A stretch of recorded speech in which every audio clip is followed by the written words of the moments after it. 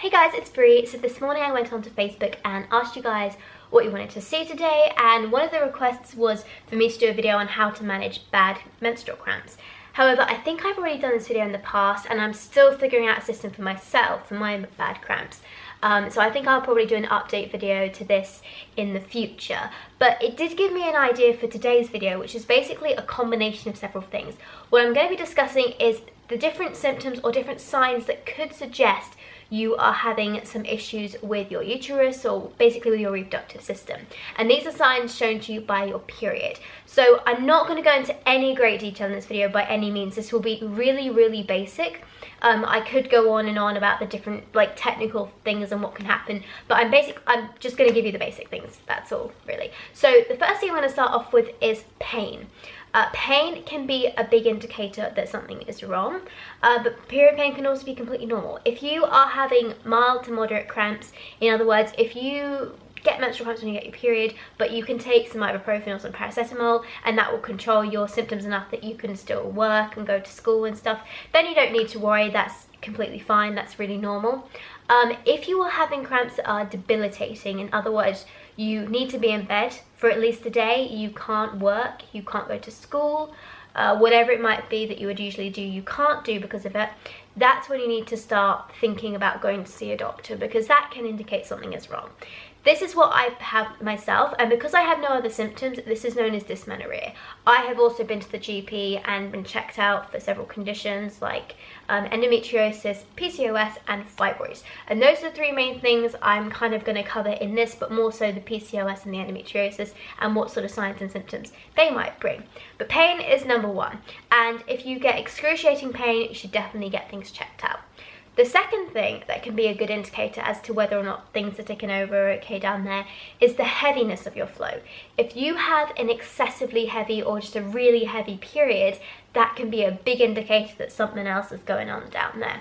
Some people are naturally heavy, but it could be a problem if you start off pretty light and you get heavier, especially if that coincides with when your pain gets worse.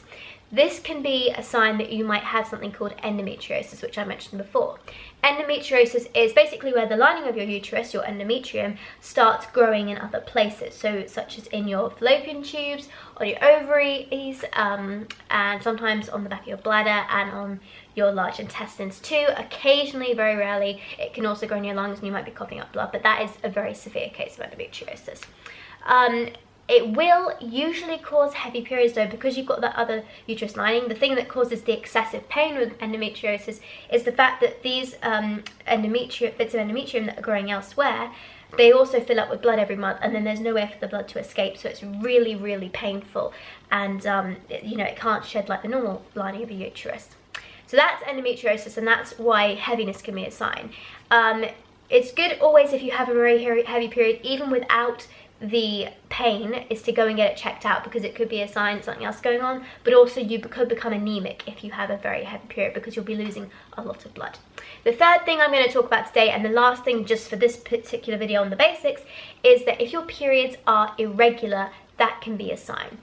The first couple of years after you get your period, it's completely normal for your period to be irregular. 2 to 3 years it can take for your period to settle down. However, if after that you still aren't getting your period regularly, it's turning up whenever the hell it wants, and there's no sort of rhythm to it, then you really should go and see a doctor about that, because that could indicate that something else is on. Again, also if you have pain or heavy periods, those things combined usually will mean you have an underlying issue and it's worth getting checked out, because there might be something they can do to help it.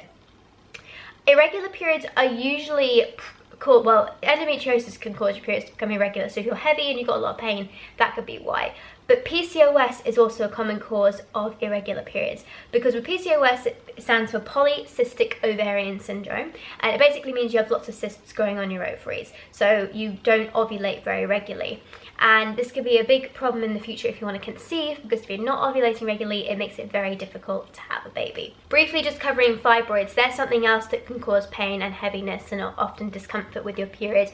They can sometimes be detected on an ultrasound scan, but not always, so even if your symptoms persist, it's worth going to get them checked out by the doctor. One thing I really do want to say before I end this video though, is quite often when you go to the GP, the first thing they want to do if you suggest you have heavy periods, if you have painful periods in particular, or irregular periods, the absolute first thing they want to do is put you on the pill. Do not let them do that without checking you out first, because the last thing you want to do is take a pill that's just going to mask a problem. Think of it this way: if you're driving down the street and a warning light comes up on your dashboard, are you going to stick a piece of tape over the dashboard so you can't see the warning light but you haven't fixed the problem? Or do you want to actually get the engine looked at and fixed and then start driving so the warning light goes off? Because the pill is like that little piece of tape that covers the warning light on your dashboard. That is why I am so anti the pill. If you take it for contraception, fabulous, but don't use it as a cover-up for a condition before you find out whether you've got something. If you have something and the pill controls it, then that's fine too, but please make sure you get checked out before you just take the pill. It's always worth it, especially if you want to have kids in the future, because it could affect your fertility in the long run if you leave it untreated. Like I said, guys, this video is just going over the basics so you would have some sort of idea of things to watch out for. I didn't go into great detail about the different conditions or any of the other things that can also cause problems with your menstrual cycle, but I wanted to cover the main ones and the most common problems, because endometriosis happens in 1 in 10 women and PCOS is 1 in 9. I'm afraid I don't know the statistic for fibroids, but I'm sure somebody could tell me. But I know it's also quite common. So just make sure you're keeping an eye on what goes on down there every month, just to make sure you keep yourself in good health. But thank you so much for watching, guys. Please subscribe and I will see you later. Bye bye.